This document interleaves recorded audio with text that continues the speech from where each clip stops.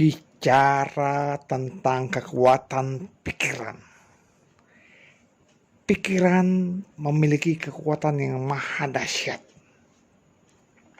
Bapak Ibu, seseorang bisa jatuh sakit atau sehat, bodoh atau pandai, minder atau percaya diri, lemah atau kuat, bergantung kepada pikiran. Yang paling utama adalah pikiran. Orang yang senantiasa mengeluh, yang merasa tidak mampu, yang merasa sakit, akhirnya benar-benar sakit. Tetapi orang yang dari dalam dirinya merasa sehat, kuat, dan gembira, akhirnya dia jadi sehat. Orang yang merasa, saya nggak bisa apa-apa, saya nggak mampu, akhirnya benar-benar dia akan jadi orang yang kurang pandai. Tetapi orang yang mau belajar, merasa yakin bisa, berani mencoba, akhirnya karena ketekunannya, karena kegemarannya membantu belajar, hal-hal yang tidak bisa, akhirnya jadi bisa. Dia bisa pandai. Karena apa? Kemauannya belajar. Orang yang merasa rendah diri, merasa dirinya kurang. Wah, kalau saya maju, entar diketawain, entar dilihatin orang. Saya nggak bisa apa-apa. Mau ceramah, saya nggak berani. Mau menggambar garis saja saya nggak berani mencoba. Akhirnya benar-benar dia jadi orang yang minder. Tetapi orang yang penuh percaya diri, dia berani mencoba. Saya belum pernah belajar ceramah, tetapi saya coba belajar. Akhirnya bisa. Karena keberaniannya, akhirnya muncul rasa percaya diri. Orang yang merasa lemah, saya nggak kuat begini, perjalanan jauh, saya capek. Akhirnya bagaimana? Lemah. Tetapi orang yang merasa kuat, walaupun fisiknya lemah, tetapi dengan keyakinannya, saya mau mencoba, saya mencoba. Akhirnya bisa jadi kuat. Bapak Ibu, Sobat Muda, dalam Dhammapada syair Yamakawaga pada bab 1, syair 1 dikatakan demikian. Pikiran adalah pelopor dari segala sesuatu. Pikiran adalah pemimpin. Pikiran adalah pembentuk.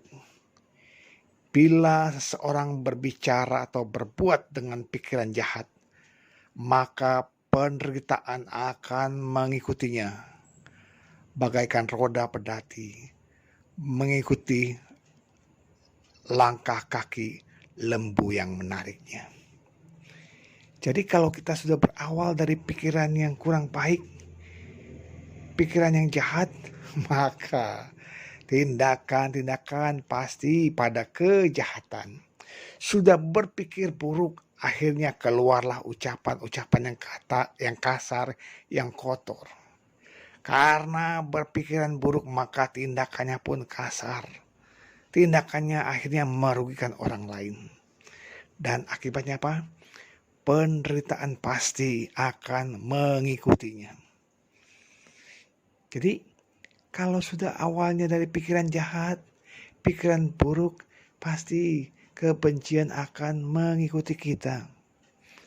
Maka itu Bapak Ibu Sobat Muda, cegahlah hal-hal yang buruk tadi, kita alihkan pada hal-hal yang baik. Seperti dalam Dhammapada syair kedua, Sang Buddha mengatakan demikian, pikiran adalah pelopor dari segala sesuatu. Pikiran adalah pemimpin. Pikiran adalah pembentuk. Bila seseorang berbicara atau berbuat dengan pikiran baik, maka kebahagiaan akan mengikutinya bagaikan bayang-bayang yang tak pernah meninggalkan bendahnya.